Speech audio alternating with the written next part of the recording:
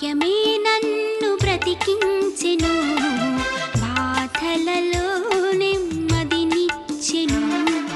నీ వాక్యమే నన్ను బ్రతికించెను, బాధలలో నెమ్మదినిచ్చెను. కృపాశక్తి దయాశక్తి సంపూర్ణుడా, వాక్యమై ఉన్న యేసు వందనమయ్యా. కృపాశక్తి దయాశక్తి సంపూర్ణ